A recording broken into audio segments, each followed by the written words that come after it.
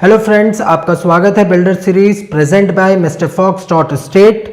मैं हूं आपका होस्ट, आपका दोस्त वाजिद। दोस्तों, अगर आपने बिल्डर सीरीज के सबसे पहले एपिसोड को नहीं देखा है तो आई बटन को क्लिक करके एक बार चेक कर लें।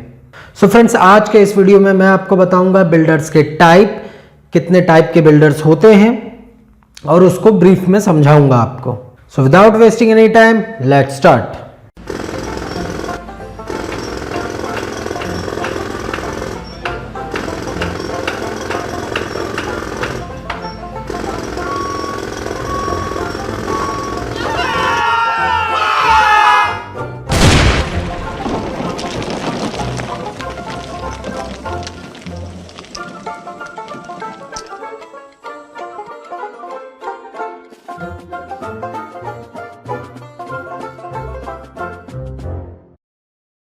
दोस्तों, तीन तरीके के बिल्डर्स होते हैं। Number 1 main builder, number 2 construction builder, number 3 sales builder.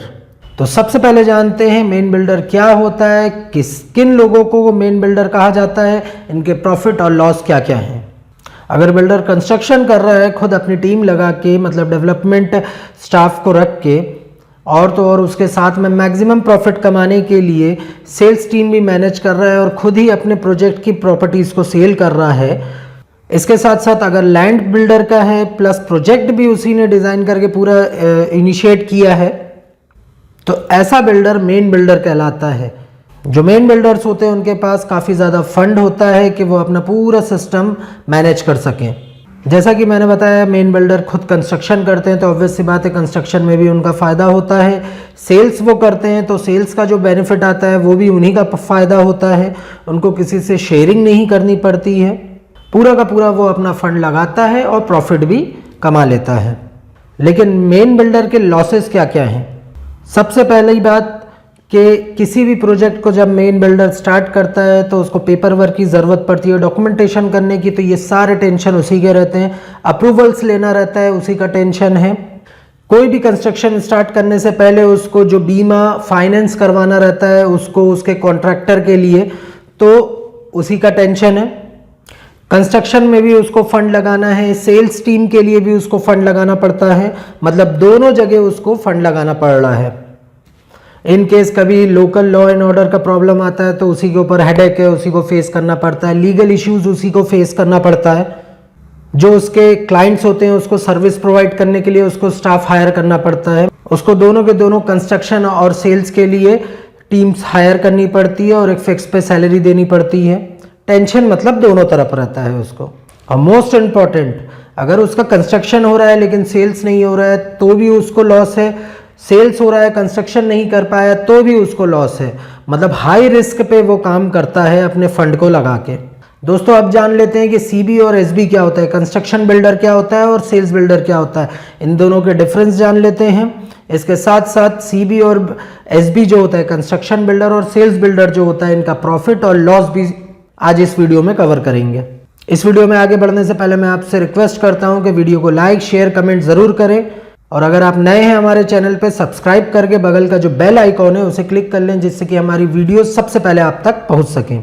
तो दोस्तों, सीबी और एसबी में डिफरेंस क्या होता है, कंस्ट्रक्शन बिल्डर और सेल्स बिल्डर में आखिरकार डिफरेंस क्या होता है।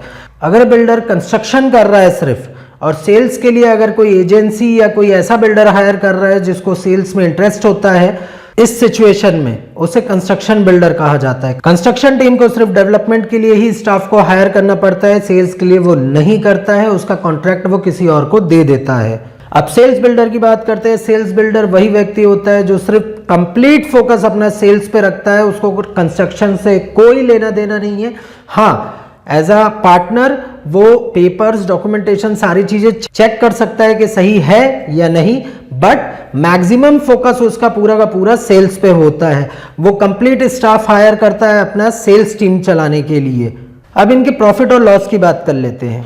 कंस्ट्रक्शन बिल्डर को कंस्ट्रक्शन पे फोकस देना पड़ता है, पेपर वर्क्स करना पड़ता है, लैंड चेक करना पड़ता है, लीगल एडवाइजर, सीए, इसके अलावा आपको स्टाफ हायर करना पड़ता है एक फिक्स सैलरी में। साइट की प्रॉब्लम्स, लॉ एंड ऑर्डर्स के प्रॉब्लम, मटेरियल परचेज, क्या लगना है क्या नहीं लगाना है, मार्केट के रेट्स कितने अप हो रहे हैं कितने डाउन हो रहे हैं, सारी चीजें कंस्ट्रक्शन बिल्डर को देखना पड़ता है। लेकिन construction builder complete tension free हो जाता है सेल्स की तरफ से, क्योंकि उसको फंड चाहिए रहता है। तो उसने ऑलरेडी एक ऐसा पार्टनर, अपना हिडन पार्टनर बना लिया रहता है जो कि कंप्लीट जिसका फोकस सेल्स पे रहेगा। अब बात करते हैं सेल्स बिल्डर की। वो व्यक्ति जो सिर्फ कंप्लीटली उसका फोकस, उसका फंड सेल्स पे लगे कि कितने यूनिट्स वो सेल कर सकता है पर मंथ, कैसे वो मार्केटिंग करे, कितनी टीम वो हायर करे। सेल्स बिल्डर को अगर अपनी टीम बढ़ाना है तो वो कमीशन बेस पे अपनी कितनी भी अनलिमिटेड टीम बढ़ा सकता है, लेकिन वहीं कंस्ट्रक्शन बिल्डर को अगर टीम बढ़ाना है अपना तो उसे फिक्स पे सैलरी देनी पड़ती है। सेल्स बिल्डर लो सैलरी और हाई कमीशन पे अपना वर्क कर सकता है। एसबी को कहीं पे भी उसको बीमा, कंस्ट्रक्शन पेपर, इन चीज़ों से कोई टेंशन नहीं रहता है, कोई एकदम टेंशन फ्री रहता है इन बातों से। लोकल लॉ एंड ऑर्डर की प्रॉब्लम से वो एकदम टेंशन फ्री रहता है, उसका पूरा फोकस सिर्फ सेल्स पर रहता है। दोस्तों, सीबी और एसबी में जो मैक्सिमम प्रॉफिट कमाता है वो कंस्ट्रक्शन बिल्डर कमाता है, और थोड़ा मिनिमम प्रॉफिट जो आता है वो एसबी के पास में आता है, क्योंकि जो मैक्सिमम पेपर वर्क और जो स्ट्रक्चर कंस्ट्रक्शन में पैसा लग रहा है वो सीबी लगाता है, कंस्ट्रक्शन बिल्डर लगाता है। इसीलिए जो एसबी होता है एक फिक्स रेट पे अपना वर्क करता है, एक फिक्स अमाउंट प्रॉपर्टी का सेट कर लेते हैं ये दोनों। उसके बाद उसके ऊपर वो चाहे कुछ भी अर्न करे, कितना भी 5 लाख 10 लाख जो भी प्रॉफिट वो चाहे उसके ऊपर का वो गेन कर सकता है। इसके साथ साथ अगर चाहे तो कंस्ट्रक्शन बिल्डर और सेल्स बिल्डर दोनों जॉइंट वेंचर में भी काम कर सकते हैं। सीबी के पास तो पैसा है ही, लेकिन अगर एसबी के पास भी फंड है तो वो सीबी के साथ इन्वेस्ट करके जो फिक्स अमाउंट है उसमें भी एक प्रॉफिट रेशियो गेन कर सकता है। आज की डेट पे मैक्सिमम इसी तरीके का पैटर्न चल रहा है कि एक बंदा कंस्ट्रक्शन करता है, दूसरा बंदा सेल करता है, दोनों जॉइंट वेंचर में आ जाते हैं, कंस्ट्रक्शन में भी प्रॉफिट लेते हैं और सेल्स में भी प्रॉफिट लेते हैं। सीबी और एसबी का जो पैटर्न देखा गया है, अगर कंस्ट्रक्शन और सेल्स बिल्डर दो लोग जुड़ के काम कर रहे हैं तो मैक्सिमम टाइम्स ये देखा गया है कि मैक्सिमम प्रॉफिट ये गेन करते हैं, मैक्सिमम सक्सेसफुल प्रोजेक्ट्स ये निकालते हैं और लो रिस्क पे काम करते हैं। सबसे बड़ी बात, दोनों का फंड दोनों जगह नहीं लगता है, दोनों अपना अपना फंड अपने अपने फील्ड लगाते हैं। अगर लॉन्ग टर्म तक सीबी और एसबी को चलना हो तो सीबी को ध्यान में रखना चाहिए कि कंस्ट्रक्शन टाइमली हो, कंस्ट्रक्शन की क्वालिटी वो अच्छे से मेंटेन करे, कोई भी चीज़ क्लाइंट जो बता रहा है उस चीज़ का जो डिज़ाइनिंग में चेंजेस आते हैं, इंटीरियर में जो भी चेंजेस आते हैं उस चीज़ का स्पेशली ध्यान रखें। और एसबी को ध्यान रखना चाहिए कि वो क्लाइंट को मैक्सिमम सर्विस दे, कि भाई एग्रीमेंट करके दे रहा है, उसको रजिस्ट्री प्रॉपर्ली ले जाके करवा रहा है टाइमली, उसको विजिट टाइमली करवा रहा है, उसको पूरा रिस्पॉन्स दे रहा है, प्रोजेक्ट के बारे में सारी थोरो नॉलेज दे रहा है, और तो और कंस्ट्रक्शन टाइमली हो सके उसके लिए मैक्सिमम पूरा फोकस सेल्स पे लगा के ज्यादा से ज्यादा प्रॉपर्टी सेल कर सके। क्योंकि ओवरऑल मैं आपको बता दूं, सीबी और एसबी दोनों सक्सेसफुल तभी हो सकते हैं जब कंस्ट्रक्शन टाइमली हो और सेल्स भी टाइमली हो। अगर सेल्स से पैसा नहीं आएगा तो कंस्ट्रक्शन रुकने लगेगा, और कंस्ट्रक्शन नहीं होगा और सेल्स हो रहा है तो क्लाइंट्स का विश्वास उठने लगेगा, जो कि आज के डेट पे मैक्सिमम बिल्डर्स के साथ में ये हो रहा है। दोस्तों, अगर आपको ये वीडियो पसंद आई हो तो इस वीडियो को लाइक और शेयर जरूर करें, और कोई भी डाउट हो तो हमें कमेंट करें। अगर आप नए हैं हमारे चैनल पे तो हमारे चैनल को सब्सक्राइब कर लें, बगल में जो बेल आइकॉन है, घंटे का आइकॉन है, उसे प्रेस कर दें जिससे कि सारी वीडियोस आप तक पहुंच सके सबसे पहले। तो बस आज के वीडियो में इतना ही, मिलते हैं फिर अगली वीडियो में, तब तक के लिए जय हिंद, जय भारत।